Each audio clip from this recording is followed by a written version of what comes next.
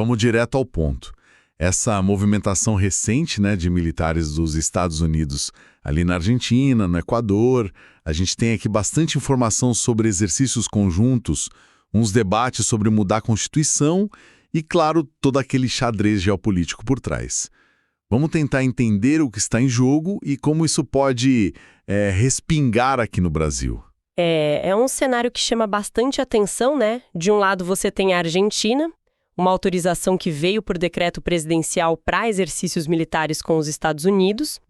Do outro lado, lá no Equador, uma discussão bem ativa para, alterar mesmo a Constituição. Para permitir militares estrangeiros. Exato, mas com foco declarado no combate ao crime. Então, acho que o nosso objetivo aqui é organizar essas informações, sabe? Ver as razões que eles dão e, principalmente, as controvérsias, né? E os efeitos disso na região, olhando com mais calma para o Brasil. Certo. Então, vamos começar pela Argentina. O que a gente sabe de concreto sobre essa presença militar americana lá? O que foi autorizado, assim, nos detalhes? Olha, o governo do presidente Milei, ele publicou um decreto, né, autorizando a entrada de pessoal militar dos Estados Unidos para 2 exercícios bem específicos. Quais são eles? O primeiro chama Solidariedade. Está planejado mais ou menos para outubro, ali entre os dias 6 e 10. Vai ser junto com o Chile, focado em treino para desastre natural, essas coisas. Certo, resposta a desastres. E o segundo? O segundo é o Trident. Esse está agendado um pouco depois, de 20 de outubro a 15 de novembro. Aí já envolve simulação de defesa naval, operação humanitária também. E onde isso vai acontecer? Eles devem usar bases navais importantes, tipo Mar del Plata, a bem austral Ushuaia e também Puerto Belgrano. E essa decisão, você mencionou um decreto, isso já começou com polêmica, né?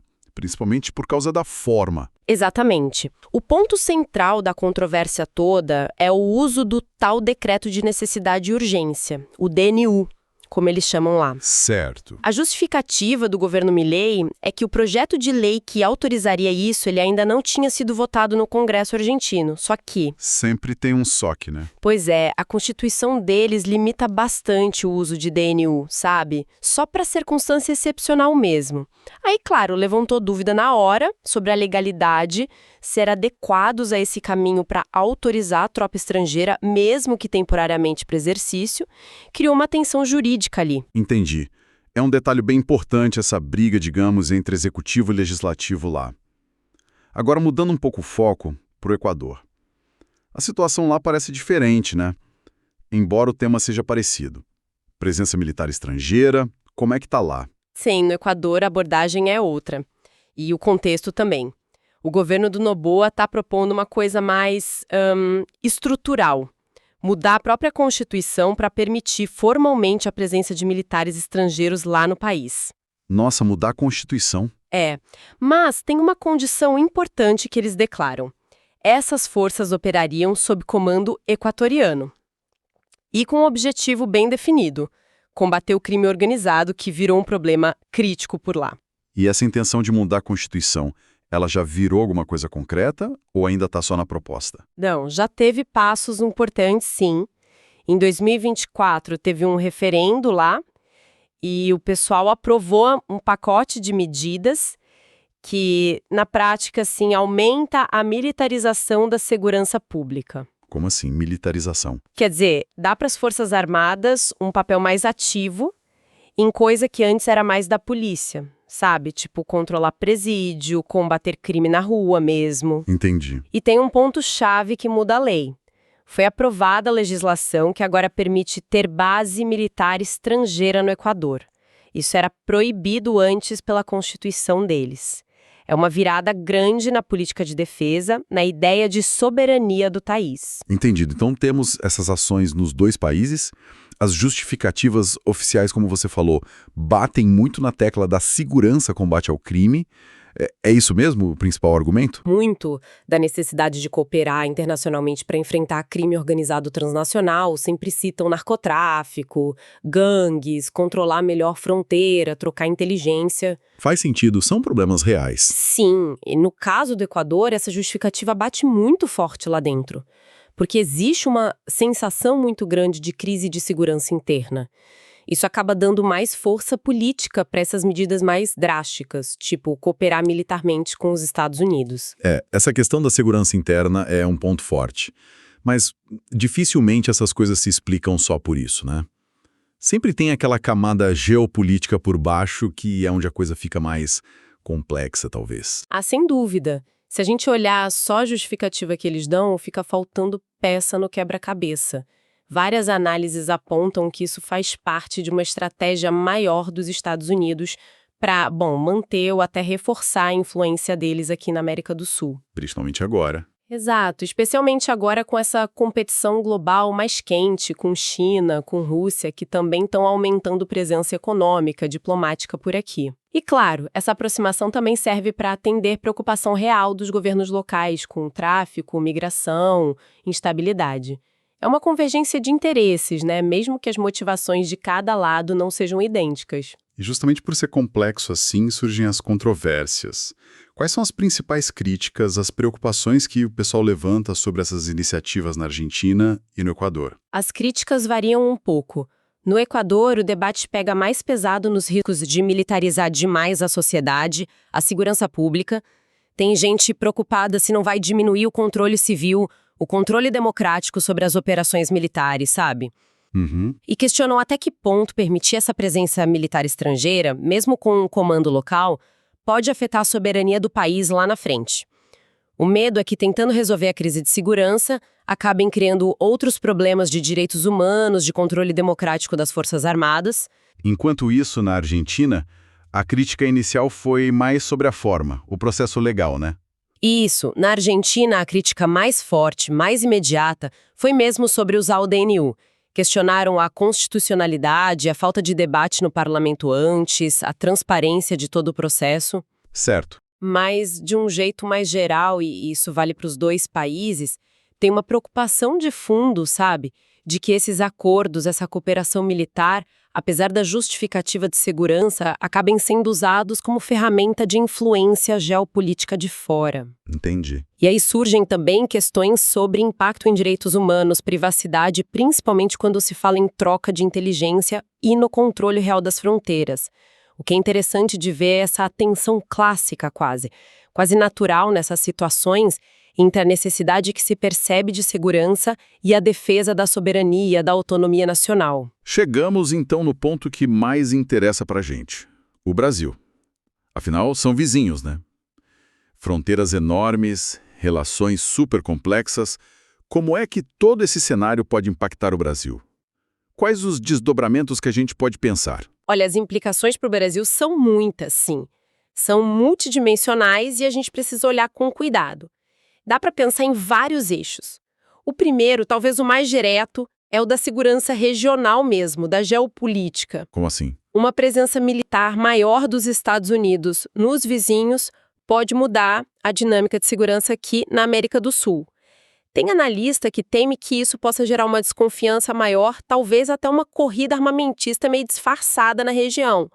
Outros países podem sentir na necessidade de reforçar também suas capacidades militares para manter um equilíbrio. E a proximidade física dessas operações, ou talvez bases, isso preocupa especificamente? Com certeza, a possibilidade de ter bases ou operações militares americanas mais frequentes, talvez até permanentes, na Argentina ou no Equador, especialmente perto das nossas fronteiras, isso levando a preocupação legítima aqui no Brasil. Que tipo de preocupação? Questões sobre vigilância eletrônica, espionagem, sabe?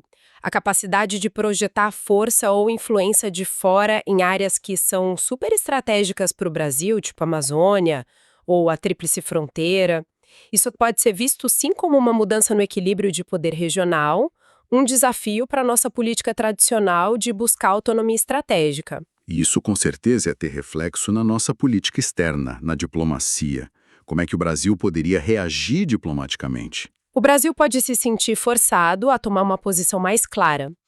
Tradicionalmente, a nossa diplomacia valoriza muito a não intervenção. Resolver as coisas na conversa, buscar um equilíbrio nas relações com as grandes potências, né? Sim. Essa nova situação pode exigir um esforço diplomático maior para reafirmar esses princípios. Talvez tentar fortalecer os fóruns regionais, tipo CELAC, Unasul, até o Mercosul, como lugares para discutir uma visão sul-americana comum sobre defesa, sobre segurança. E se o Brasil sentir que é uma ameaça? Por outro lado, se essa cooperação dos vizinhos com os Estados Unidos for vista aqui como excessiva ou como uma ameaça para a estabilidade da região, aí sim pode gerar tensão diplomática bilateral com a Argentina, com o Equador. É um equilíbrio bem delicado. E olhando para dentro, para a nossa própria defesa, para o orçamento militar do Brasil, poderia ter pressão para mudar alguma coisa? Muito provável. Esse cenário regional diferente pode esquentar o debate interno sobre quanto o Brasil investe em defesa. Pode surgir uma pressão tanto dos militares quanto política para a gente reforçar nossas próprias capacidades. Que tipo de capacidade? Especialmente vigilância, controle de fronteira terrestre, marítima, aérea, inteligência, capacidade de dissuasão mesmo, justamente para garantir nossa autonomia operacional. Isso pode significar modernizar equipamento, desenvolver tecnologia nossa, talvez até aumentar o pessoal das Forças Armadas em algumas áreas. E o dinheiro para isso? Pois é. Aí esbarra na questão do orçamento, né? Qualquer aumento grande em gasto com defesa reabre aquele debate sobre prioridades nacionais. Coloca em tensão a demanda por segurança com outras áreas que são essenciais, como saúde, educação, infraestrutura. A experiência lá do Equador, de mudar a Constituição para permitir tropas estrangeiras combatendo o crime, isso poderia, de alguma forma, influenciar o debate aqui sobre soberania, sobre as leis brasileiras para isso? Pode influenciar, sim. O Brasil já tem lei que regula a presença de força estrangeira aqui, né? Geralmente para exercício junto, treinamento, passagem, mas sempre com autorização do Congresso. Só que... É diferente do Equador. É diferente. A iniciativa do Equador de permitir uma presença mais operacional, focada em combate ao crime interno, é um passo bem mais controverso. Isso com certeza vai alimentar a comparação, discussão aqui no Brasil sobre quais são os limites, as condições para qualquer tipo de cooperação militar que envolva a presença estrangeira, e reforça a importância da transparência, de respeitar rigorosamente direitos humanos e de ter mecanismo que funcione para controlar isso, controle parlamentar, controle civil, sobre qualquer acordo ou operação militar conjunta, aquelas questões sobre o estatuto legal dessas tropas, sabe? Imunidade, quem julga se algo dá errado, são sempre pontos muito sensíveis. E a sociedade civil? E não dá para ignorar a reação de setores da sociedade civil, né? Movimento social, ONG ambientalista, indigenista, eles costumam ser muito atentos, muito críticos a esses processos de militarização e o impacto que isso pode ter social, ambiental, principalmente em regiões como a Amazônia. E tudo isso se conecta, claro, com as nossas relações com as grandes potências globais. Como essa aproximação dos Estados Unidos com nossos vizinhos entra nesse tabuleiro maior. É uma peça importante, sim. Essa presença militar americana mais forte na Argentina, no Equador, é vista por muitos analistas como parte da estratégia global de Washington para tentar conter a influência crescente da China, econômica e política, e também da Rússia, um pouco menos, aqui na América Latina. E para o Brasil? Para o Brasil, que historicamente tenta manter um diálogo pragmático, relações boas com todas essas potências, Estados Unidos, China, Rússia, União Europeia, essa polarização regional deixa a situação diplomática mais complexa, mais desconfortável. Pode nos pressionar a escolher um lado? Pode ser visto como um incentivo para o Brasil reafirmar ainda mais a política externa de autonomia, sabe? Diversificar parcerias, evitar se alinhar automaticamente. Curiosamente, essa situação pode até levar a um aumento da cooperação técnica pontual com os próprios EU, mas só em áreas de interesse mútuo claro, tipo inteligência contra narcotráfico, segurança cibernética, desde que seja feito dentro de regras que preservem nossa soberania e nossos interesses. E para fechar, olhando para dentro do Brasil de novo, quais poderiam ser os impactos no debate político-social aqui? Essa nova realidade na vizinhança pode mudar a dinâmica interna? Pode sim. A discussão sobre segurança pública, que já é bem grande no debate político brasileiro, pode ganhar ainda mais força. Pode ser alimentada pela preocupação das pessoas com crime, com tráfico, com segurança na fronteira. Mais debate sobre isso. É possível que a gente veja debates públicos mais quentes sobre os limites da cooperação internacional em segurança. Até que ponto seria aceitável ou desejável ter presença militar estrangeira ou operação conjunta aqui dentro, mesmo que seja para combater a ameaça comum? E se a percepção for de risco? Além disso, se crescer a percepção de que a nossa soberania, a nossa integridade territorial está sob algum tipo de risco ou pressão de fora, isso pode gerar uma mobilização política, social, para fortalecer a presença do Estado, a vigilância, a defesa. Principalmente em áreas que a gente considera estratégicas ou vulneráveis, como a nossa imensa fronteira amazônica. Resumindo tudo, né? O cenário que está se desenhando, ele desafia aquela abordagem tradicional da política externa brasileira, que sempre valorizou muito a autonomia, soberania, multilateralismo. Tem riscos claros de aumentar a desconfiança, tensão aqui na América do Sul, se essa presença militar de fora for vista como ingerência, como ameaça ao equilíbrio regional. Então, transparência é chave. Fundamental. Transparência nos acordos, respeito às normas internacionais, às leis de cada país. Tudo isso é crucial para diminuir esses riscos. Por outro lado, essa situação toda pode ser também um estímulo para o Brasil. Uma oportunidade. Pode ser. Uma oportunidade para fortalecer alianças estratégicas com outros países aqui da região que pensam parecido, para investir de forma mais focada nas nossas próprias capacidades de monitoramento, de defesa, e para reforçar as nossas instituições democráticas que garantem o controle civil sobre as Forças Armadas, sobre o uso da força. Se a gente conectar tudo, a gente está diante daquele dilema clássico, né? Não só para o Brasil, mas para a região toda. Qual o dilema? Como conciliar a necessidade real de cooperar para enfrentar desafios de segurança que são complexos, que cruzam fronteiras, com a preservação da autonomia estratégica, da soberania, valores que são tão importantes para a história da América do Sul? Fica então essa reflexão para a gente pensar. Com essas movimentações acontecendo nos nossos vizinhos e essa teia geopolítica global cada vez mais complicada, qual é o caminho para a América do Sul? Como é que a gente equilibra essa demanda crescente por cooperação em segurança, que é legítima, né? Diante do avanço do crime transnacional, sem abrir mão da soberania e da autonomia estratégica que marcaram tanto a trajetória da região. Uma questão que, com certeza, vai dar muito pano para manga ainda.